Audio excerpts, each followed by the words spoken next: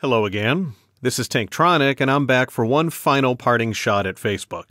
I wasn't planning on this, but since the Why I Left Facebook video went viral faster than a stomach virus in an overcrowded daycare center, liked by 88%, disliked by 12%, and prompting Wampa02 to ask, "What color is the sky in your depressing world? Good lord." To which Mortimer Con 13 replied, "Big juicy cock." I decided to give a few more detailed reasons why Facebook sucks. So, without further ado, here's the 10 worst things people do on Facebook. Number 10. Using Facebook to correspond with your significant other. Holy shit, do we not want to read this. I don't know which one is worse. OMG, I have the best husband ever. He is the best. Love you so much, hubby McAnnoying. Or, wifey McAnnoying. No, you're the best, Snooky Poo. Either way, let's go ahead and classify these thoughts as private and go with a more direct verbal route, okay? Everyone who reads this is apathetic at best and uncomfortable at worst, and this is what actually living together is for. It's called social media, not private media. Number 9. Gratuitous humble bragging. Look, we know what you're trying to do. You're posting a status update with something that sounds innocuous, like having a great night out, only you're attaching a photo of a bottle of Cristal, sitting in the passenger seat of a Bugatti driven by a nude Ryan Gosling with an albino Siberian tiger sprawled on the hood. If you want to broadcast your awesomeness, that's fine. Just own it. Special note, look out for the words lucky or blessed in the text of these gaudy pictures as some sort of free pass for ostentatious displays of wealth. The Pope is blessed. You're just greedy and tacky. Number 8. Posting results of pointless tests that you've taken. You know what city you were meant to live in? The one you fucking live in.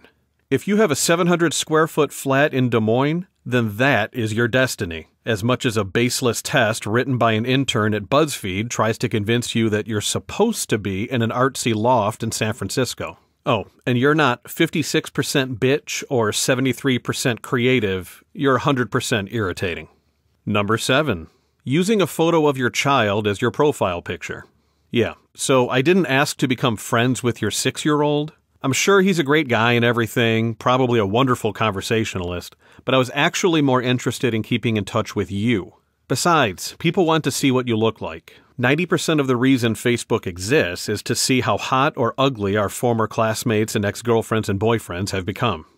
Number 6. Posting photos with banal motivational slogans. No one's problems have ever been solved by a trite cliche slapped over a pastoral JPEG file. If you want to try to inspire people, put in a little more work than cutting and pasting something from a wannabe Oprah. Or, even worse, someone less creative and inspiring, like Oprah. Number 5. Sharing posts imploring us to like or face moral consequences.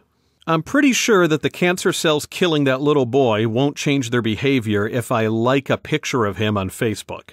And if I don't share some crappy art with a quasi-patriotic military theme, it's not because I don't love my country or support my military. It's because that is literally the most useless way I could think of to show my support. Number 4. Brag-planing. Closely related to the gratuitous humble bragging at number 9, the brag plane is next-level douchiness that brags about their awesomeness under the guise of an attempt at eliciting sympathy. Well, I guess I can't make it to the regatta this weekend. The engraved platinum tiller that was supposed to be delivered today won't get here until Monday. Fuck my life. Number 3. Status updates of obvious sentiments. It's a good thing that you posted, "I love my kids so much," as your status update, because prior to that point, I had assumed you were at best indifferent to your children, and at worst, you hated them and were secretly planning their contract killing. Also in this category, I love my husband, I love my wife, my kids are awesome, and I love pumpkin spice lattes. Number 2. Cryptically vague status updates. When will this ever end? Would you ever walk up to a person and start a conversation like this? No, you wouldn't, because it lacks all context and they have no idea what the fuck you're talking about.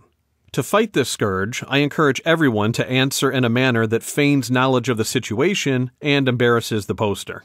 For example, you could comment below the update, Don't worry, herpes isn't curable, but it is treatable. Number 1. Bemoaning how busy you are. Listen, we all have shit to do. We've got jobs, families, medical problems, kids with problems, parents with problems, STDs, Comcast, and hemorrhoids. So you've got a full-time job, 2 kids at home that have to get to soccer practice, toddler CrossFit, and their Tagalog tutor, and you are still planning their Frozen-themed birthday party this weekend? Wow, let me get the Nobel people on the phone for you. There's a very good chance that one or more of your friends spends virtually all their free time outside work caring for a terminally ill parent or special needs child, and they're not saying a goddamn word about it. So spare them and us your pity parade.